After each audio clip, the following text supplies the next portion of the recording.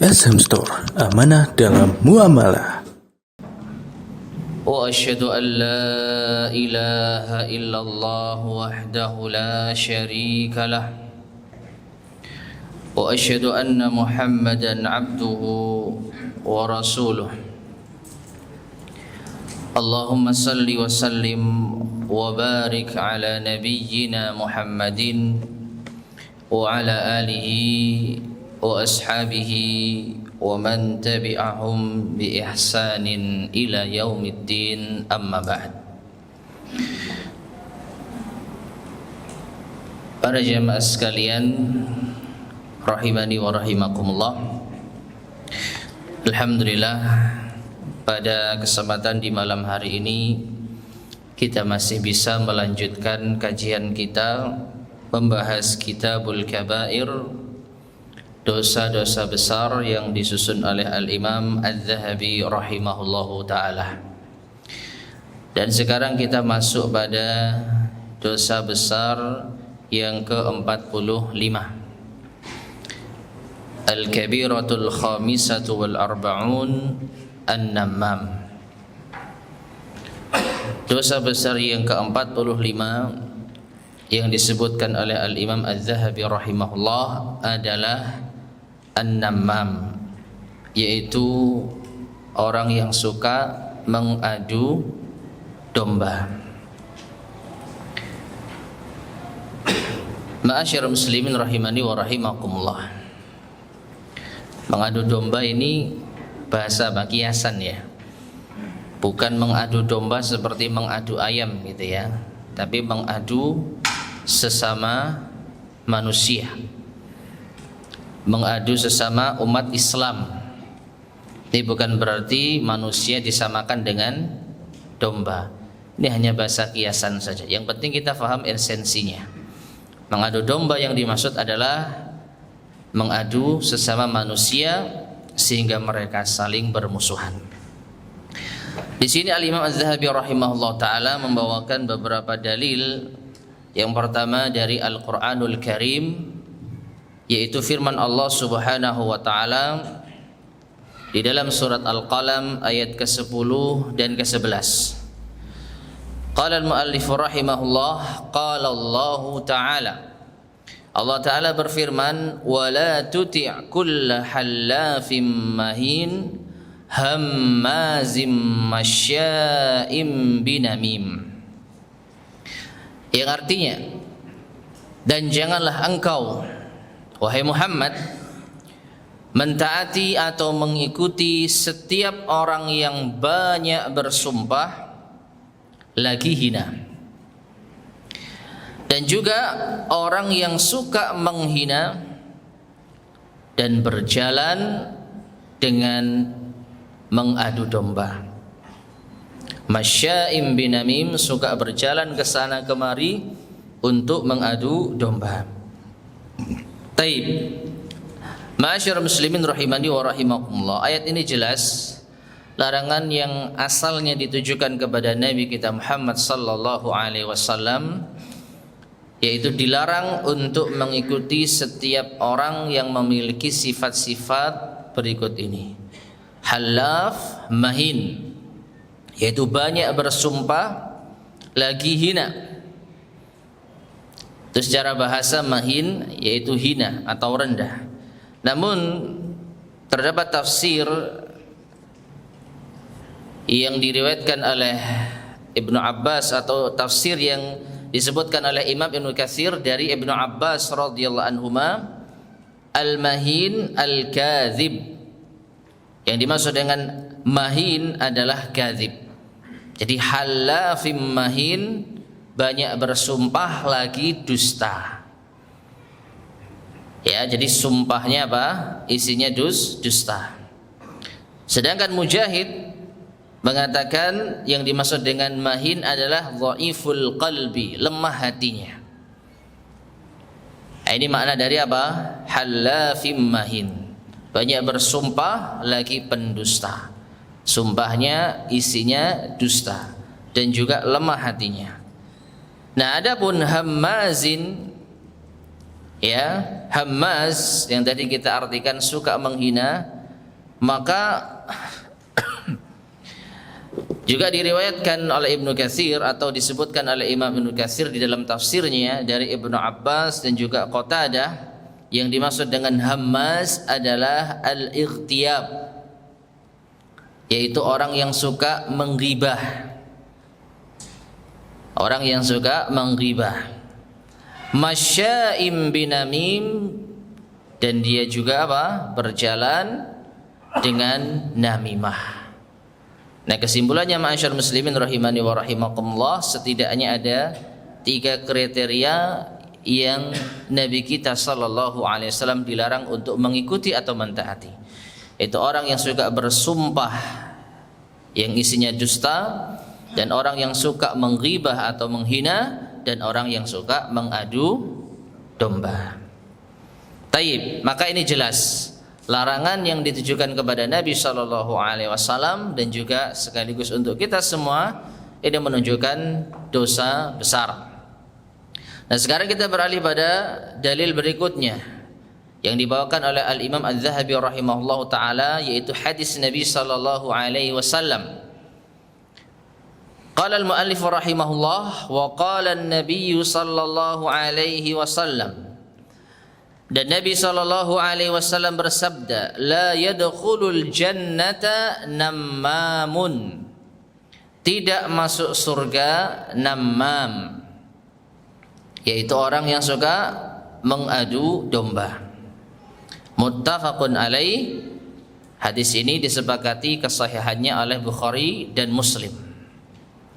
Adapun makna tidak masuk surga, maka di antara yang didapatkan di dalam penjelasan Al-Hafidh Ibnu Hajar rahimahullah di dalam kitabnya Fathul Bari, yaitu ini adalah termasuk perkara yang yaitu tidak masuk surga di awal waktu.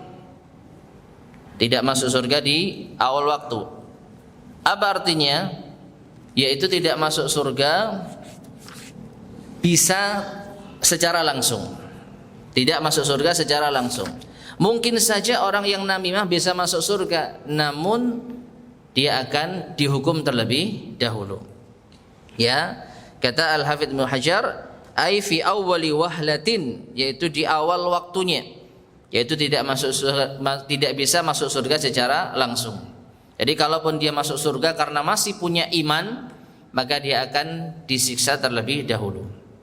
Dan ini serupa dengan hadis-hadis yang lain, ya, ancaman tidak masuk surga atau tidak mencium bau surga dan yang lainnya.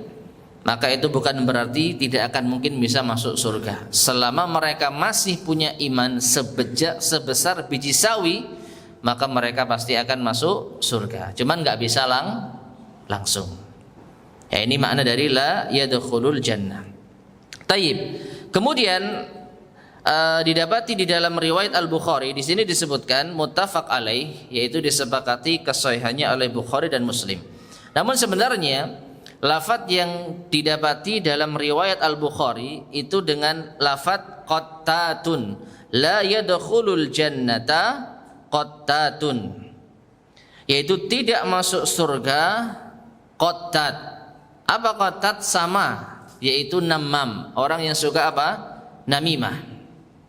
Ya, orang yang suka mengadu domba. Jadi lafadznya beda, maknanya sama. Namun ada penjelasan yang mungkin bisa kita ambil faedahnya yang disebutkan oleh Al-Hafidh Ibnu Hajar, meskipun dengan lafadz qila, dikatakan. Ya, kalau ada penjelasan para ulama yang menukil suatu pendapat kemudian diungkapkan dengan bahasa qila, ini Allahu a'lam bishawab menunjukkan pendapat yang kurang kuat, atau minimalnya yang penting ada pendapat. Karena kalau pendapat itu cukup kuat atau pendapat itu memang pendapat kebanyakan para ulama, maka pasti akan disebutkan siapa yang mengucapkannya. Qala fulan, ya, qala Nawawi dan lain sebagainya. Tapi di sini disebutkan oleh Al-Hafidz Ibnu Hajar qila, dikatakan. Apa itu? Beliau mengatakan al-farqu bainal qattati wan namam. Perbedaan antara al-qattat dan an-namam. Perhatikan ya. Kalau kita terjemahkan maknanya sama, orang yang suka mengadu domba. Tapi dari segi bahasa Arab dikatakan ada perbedaan di sana. Ya. An-namam, adapun namam alladzi yahdurul qissata fayanquluha, yaitu orang yang hadir dalam suatu kisah kemudian dia menukilnya. Jadi ada seorang yang hadir dalam suatu kisah. Misalkan ada seseorang yaitu mendengar atau melihat langsung bahwa si A itu mencela si B. Dia lihat langsung, dia dengar langsung di saat itu. Lalu disampaikan kepada si B, B, kamu telah dicela oleh si A. Jadi dia hadir langsung dan mendengar langsung atau melihat langsung, lalu disampaikan, dinukilkan kepada si B. Akhirnya antara B dan A bertikai, bermusuhan. Itu kalau apa? Namam. Jadi orang yang mengadu domba itu apa? Tahu jelas kejadiannya. Wal qattat, adapun al qattat alladzi yatasamma'u min haitsu la ya'lamu bihi tsumma yanqulu ma sami'ahu, yaitu orang yang dia cuman mendengar katanya si A itu mencela si B. Ya, jadi dia enggak dengar langsung dari si A celaan itu seperti apa, tapi dia hanya mendengar suara-suara atau mendengar isu, mendengar kasak-kusuk. Katanya si A itu mencela si B. Benarkah? Benar. Misalnya dia ngomong gitu, padahal belum tabayun kepada si A. Akhirnya dia datang kepada si B. B, ya saya dengar kalau si A mencela engkau, mencela Anda. Ya, akhirnya A dan B pun apa? Saling bermusuhan. Nah, dua-duanya ini sama-sama pengadu domba. Baik dia tahu secara langsung ataupun dia hanya sekedar mendengar. Nah, ini ada sedikit perbedaan yang dinukil oleh Al-Hafidz Ibnu Hajar Al-Asqalani dalam kitabnya Fathul Bari, yang tidak disandarkan kepada seorang ulama. Ya, artinya qila dikatakan. Wallahu alam siapa yang mengatakan hal tersebut. Taib. Kemudian ma'asyar muslimin rahimani wa rahimakumullah. Namimah ini dilarang karena memang di antara sebab yang menjadikan manusia saling bermusuhan. Termasuk di antara bentuk berbuat kerusakan di atas muka bumi. Berawal dari saling bermusuhan, hasad, dengki, iri, maka bisa jadi akan saling menyakiti, ya, saling melukai, dan bisa pula akhirnya saling bertengkar dan membunuh. Gara-gara apa? Namimah. Oleh karena itu namimah ini dilarang. Namun ada namimah yang diperbolehkan. Ada namimah yang itu diperbolehkan, meskipun tidak dengan ungkapan namimah yang lebih pas, ya, yaitu mengadukan sesuatu kepada orang lain yang diperbolehkan. Dalam hal ini Al-Hafidz Ibnu Hajar menukil ucapan dari Al-Imam An-Nawawi rahimahullahu taala. Beliau mengatakan wa hadza kulluhu idza lam yakun fin naqli maslahatun syar'iyyatun. Ini semua, yaitu larangan tentang mengadu domba, apabila di dalam penukilan, pelaporan, pengaduan tersebut tidak terdapat maslahat secara syar'i. Jadi murni itu pengaduan yang sama sekali tidak ada kemaslahatan secara syar'i. Murni membuat dua insan saling bermusuhan, saling bertikai.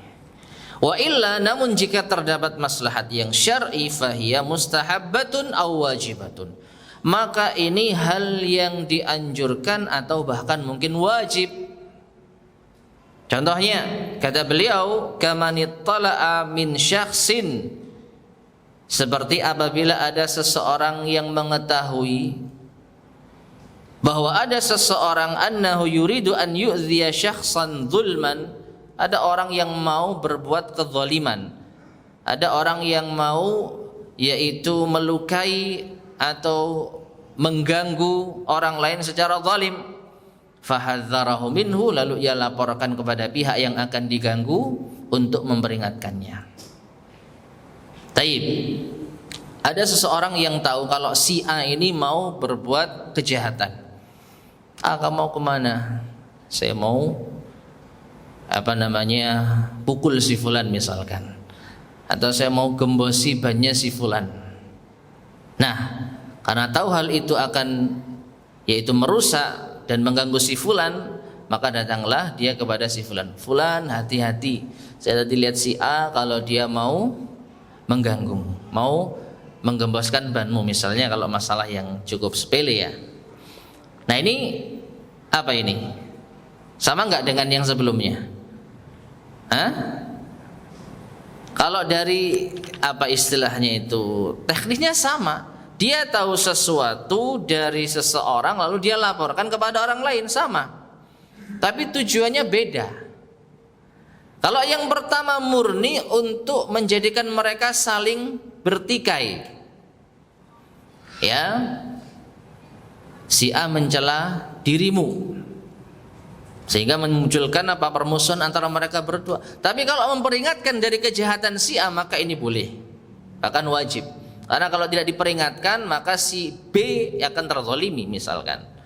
Kasihan dia, ya, motornya gembos sehingga nggak bisa pulang misalkan, atau mungkin bahkan dia akan dipukul, disakiti dan lain sebagainya.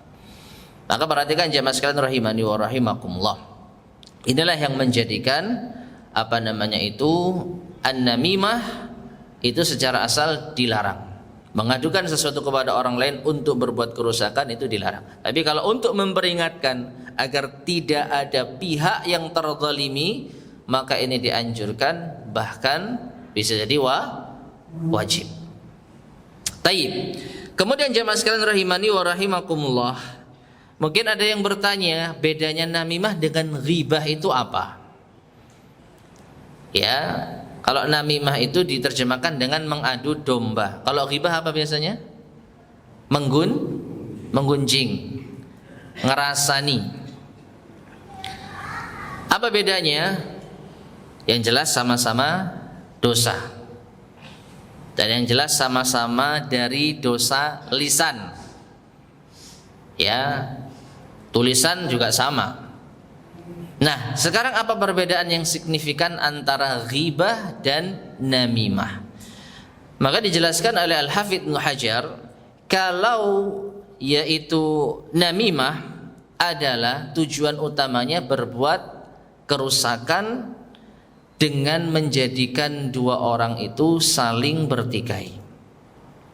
Ya, baik dengan sepengetahuan orang yang diadukan atau tidak. Seperti tadi, si A mencela si B, lalu datanglah seseorang yang mendengarkan ucapan A itu, lalu dia mengatakan kepada si B agar tujuan mereka berdua rusak, agar hubungan mereka berdua rusak, saling mencela atau bahkan mungkin saling menyakiti. Nah, antara si A dengan si fulan yang menyampaikan berita ini bisa tahu, bisa tidak tahu, nggak ada masalah. Artinya begini, si fulan tadi yang akan melaporkan ngomong, tak sampaikan lu kepada si B omonganmu barusan. Ya, ini namimah. Dia tahu, dia nggak tahu, pokoknya kalau ucapan itu disampaikan kepada si B yang akhirnya mereka berdua saling bermusuhan, itulah namimah. Adapun ghibah, maka yaitu menyebutkan tentang keburukan, katakanlah si A tadi, tanpa sepengetahuan dirinya, dan dia nggak ridho kalau seandainya hal itu diketahui oleh orang lain. Namun belum tentu ini menimbulkan kerusakan atau merusak hubungan antara si A dan si B. Karena fokus utamanya adalah menyebarkan aib seseorang. Kita ambil contoh yang mudah. Kalau namimah, ya, namimah itu contohnya seperti ini. Ya, ada orang bilang, si A bilang kepada dirimu kalau kamu itu misalnya apa? Ya, pengecut, atau kamu itu orang yang begini dan demikian. Akhirnya si B marah, nggak terima. Masa A bilang saya pengecut? Sini saya akan buat perhitungan. Ini namanya apa? Namimah. Jadi menyebarkan berita yang menjadikan dua orang saling bermusuhan.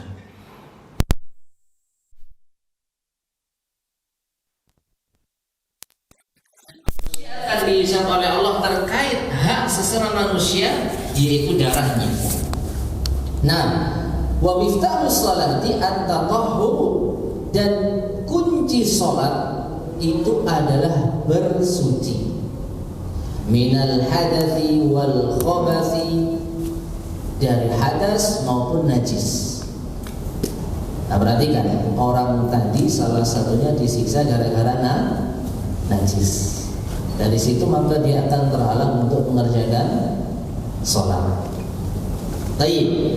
Wa miftahud dima, sedangkan kunci yang menjadi sebab darah tertumpahkan, yang akhirnya manusia dihisab pertama kali tentang hal ini adalah al-ghibah. Ghibah wasa'yu bainan nasi bin namimah, dan mengupayakan namimah, mengadu domba di antara manusia, binashril fitani, dengan menyebar fitnah allati yusfaqu bisababiha ad-dima, yang dengan sebab ini tertumpahkanlah darah.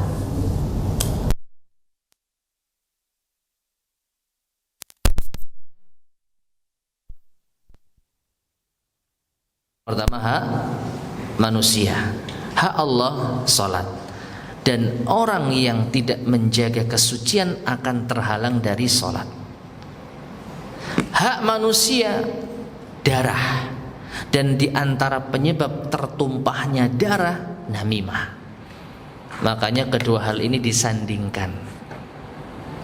Ya, jadi bukan kebetulan Nabi SAW mendapatkan wahyu, ini ada orang yang disiksa karena namimah, ini ada orang yang disiksa karena najis.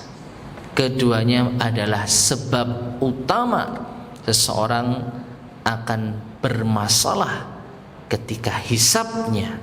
Hak Allah salatnya kacau karena dia tidak menjaga najis, dan hak manusia maka tertumpahkanlah darah gara-gara dia namimah. Maka ini diantara penjelasan yang cukup bagus ya dari Al-Hafidz Ibnu Hajar tentang apa hikmah dikumpulkannya dua orang yang sedang disiksa tersebut dengan dosa yang berbeda. Ada kaitannya. Wallahu a'lam bishawab. Taib. Kita lanjutkan jamaah sekalian rahimani wa rahimakumullah. Hadis berikutnya. Wa qala an-nabiy sallallahu alaihi wasallam, dan Nabi sallallahu alaihi wasallam bersabda, tajidu min syirarin nasi dzal wajhain. Engkau jumpai di antara manusia yang paling buruk adalah pemilik dua wajah. Ini juga bahasa apa? Bahasa kiasan. Ya, wajahnya satu, tapi dia memiliki dua perilaku yang berbeda.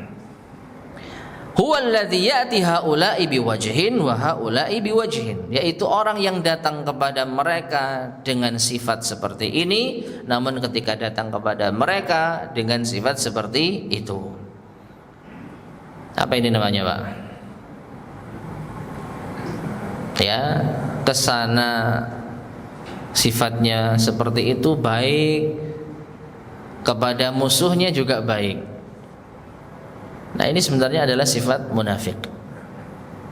Ya.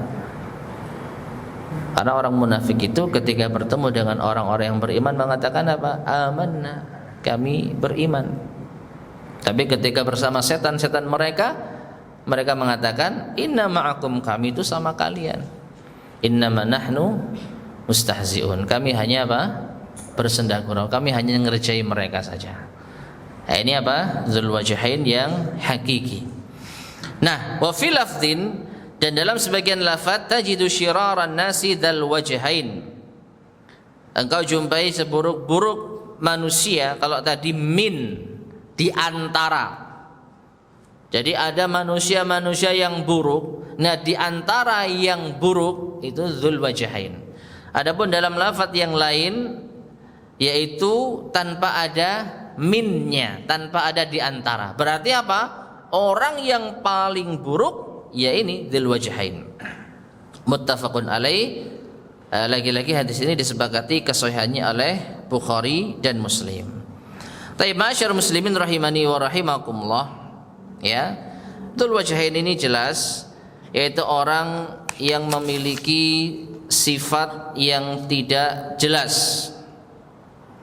Ya, di pihak sana berteman, di pihak musuhnya pun juga berteman.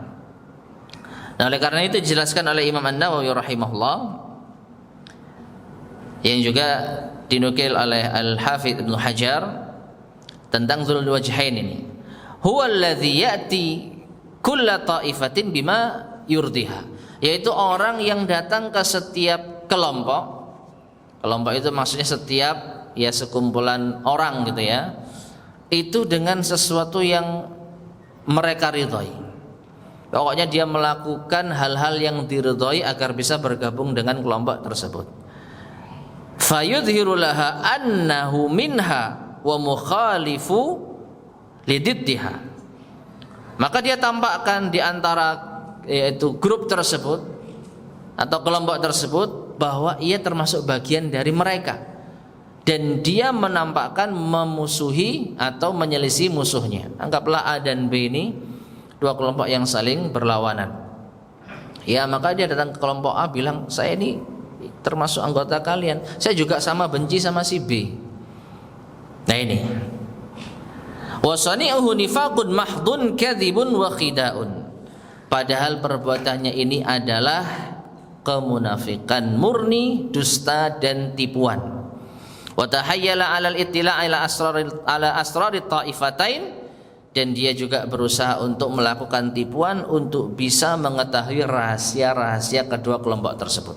Datang ke A, saya ini bagian kalian. Datang ke B, saya juga bagian kalian. Nah, ini namanya apa? Dzul wajhain. Jadi ketika kelompok A mencela si B, dia ikut mencela, supaya menunjukkan kalau dia termasuk golongan mereka. Nah, ketika yaitu berada di kelompok si B, dan ketika kelompok si B mencela si A, ia pun juga ikut mencela. Jadi dia nggak jelas ada di pihak yang mana. Nah, tujuannya apa?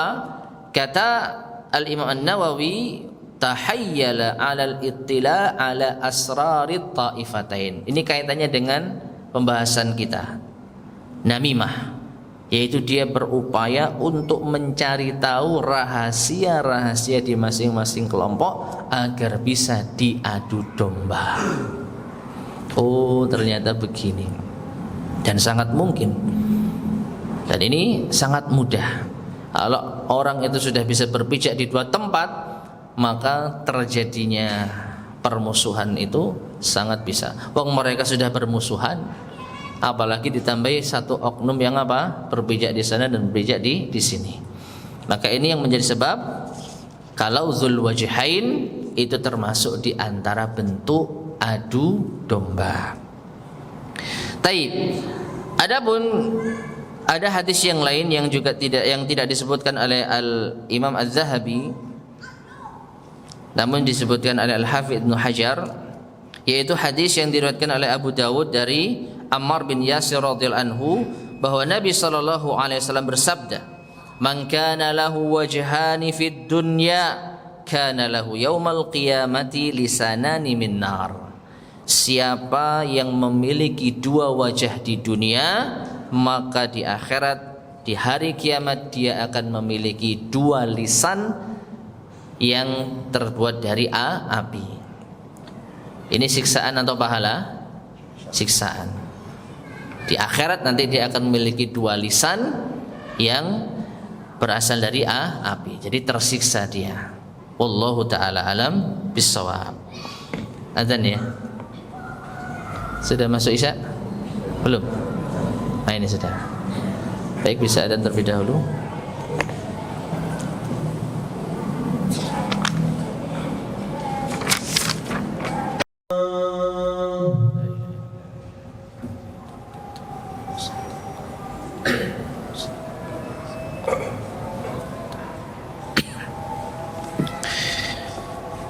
Bismillahirrahmanirrahim. Ma'asyiral muslimin rahimani wa rahimakumullah. Kita lanjutkan sedikit lagi.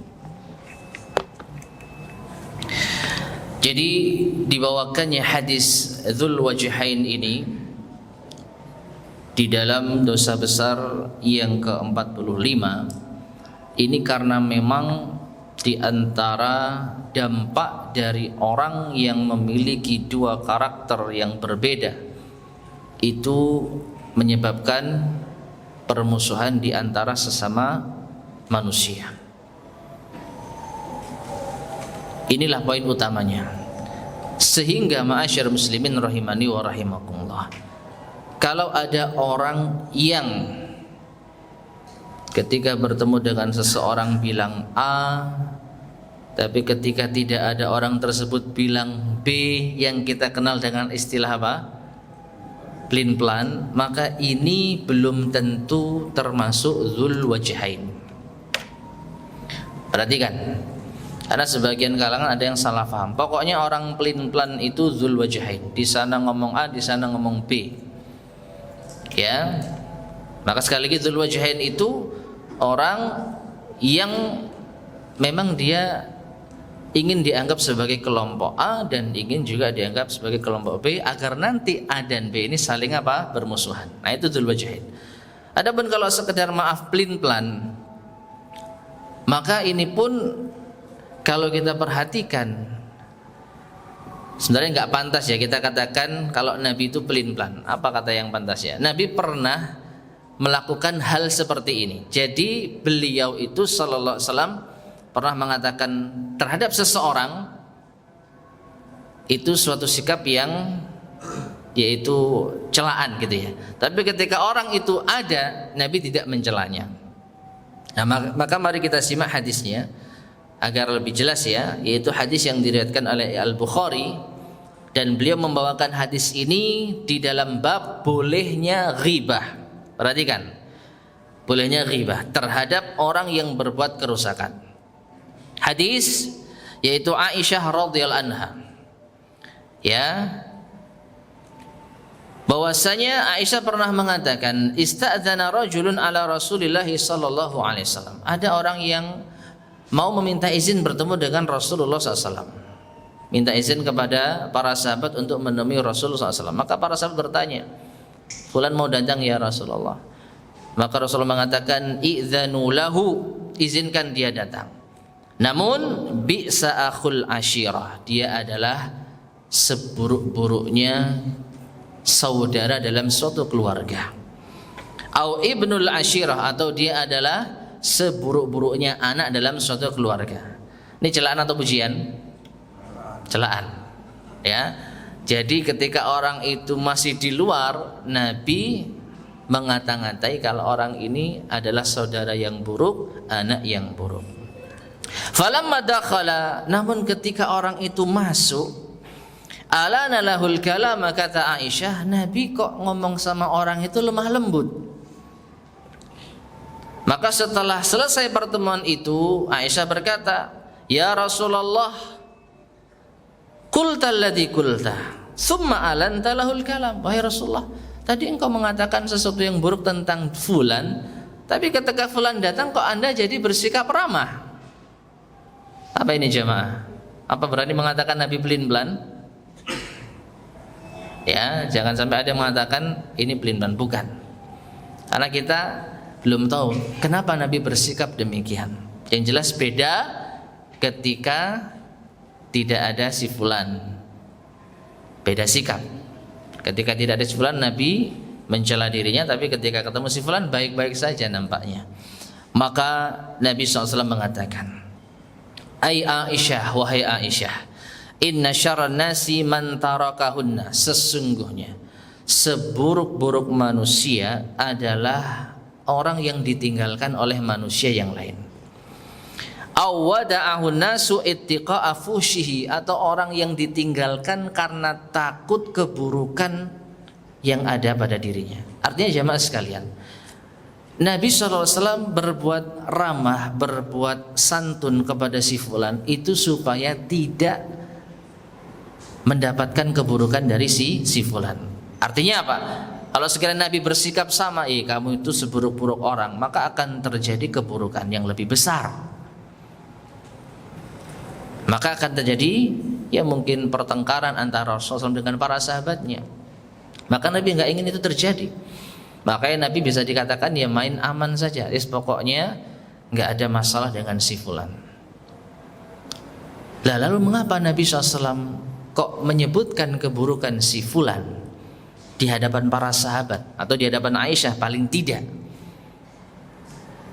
Maka jawabannya ma'asyar muslimin rahimani wa rahimakumullah, disebutkan oleh Al-Imam Ibnu Hajar, wa yustambatu minhu, dan diambil kesimpulan hukum dari hadis ini, annal mujahira bil fisqi wasyarri la yakunu ma yuzkaru anhu min dzalika min waraihi min al-ghibatil madhmumah, yaitu orang yang menampakkan kefasikan dan keburukan, maka tatkala disebutkan keburukan yang ada pada dirinya itu tidak termasuk ghibah yang tercela.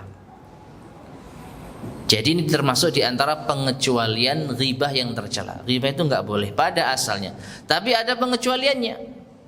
Di antaranya ya ini, apa itu? Orang ini sebenarnya sudah dikenal sebagai orang yang buruk, orang yang fasik. Jadi sudah apa? Ma'ruf. Ya, bukan orang yang sembunyi-sembunyi di dalam berbuat dosa, tapi dia sudah terang-terangan di dalam berbuat dosa. Makanya Nabi menyampaikan, orang ini keluarga yang paling buruk, ya saudara yang paling buruk, anak yang paling buruk.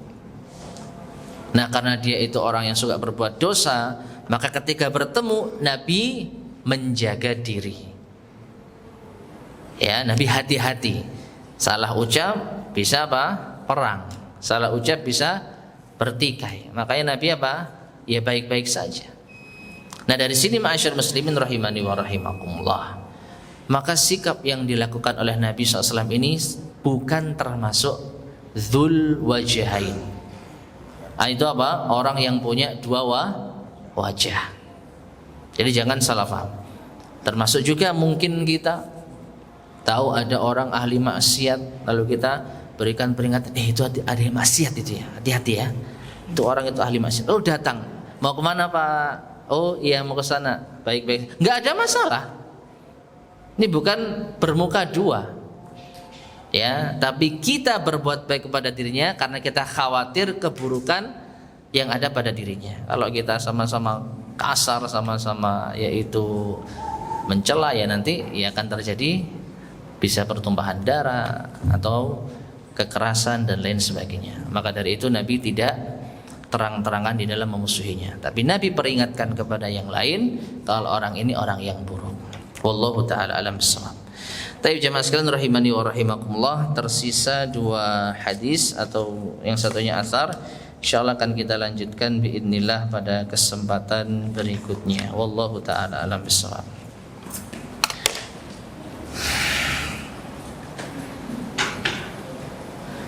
Ada. Iya. Sampai sini ada yang tanyakan mungkin? Ada yang mau disampaikan? Ya.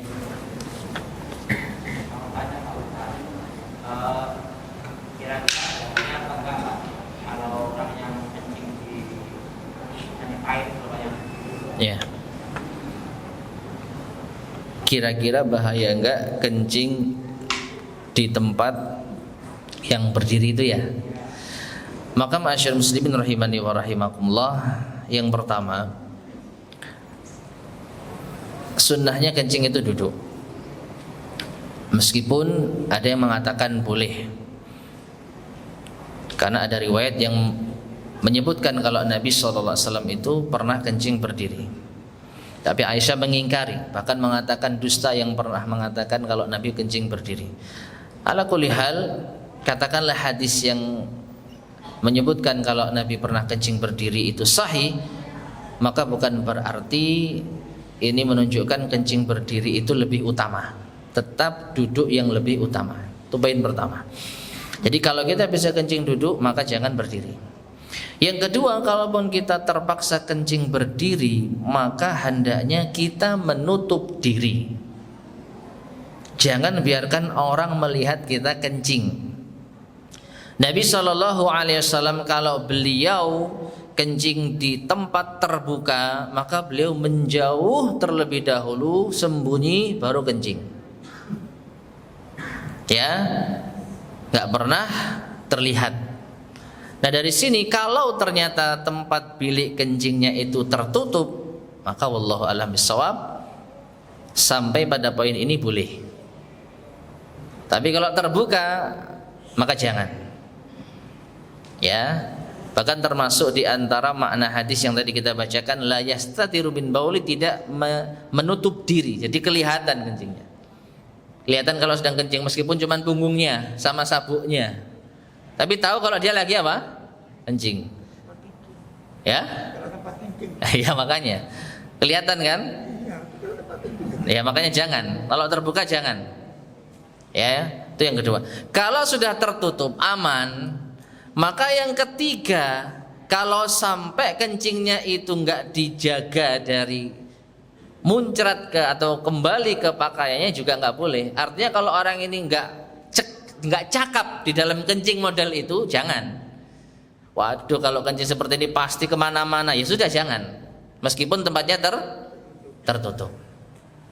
Nah oleh karena itu ya perhatikan beberapa poin ini. Ya, kalau bisa mengatasi semuanya, yaitu nggak ada tempat yang apa istilahnya nggak bisa duduk pertama, sehingga harus berdiri. Kemudian tempatnya sudah tertutup. Kemudian dia bisa memastikan kalau tidak akan muncrat kemana-mana, maka wallahu a'lam bishawab. Ya hal ini insyaallah boleh. Kan seperti itu ya. Baik, ada lagi yang disampaikan?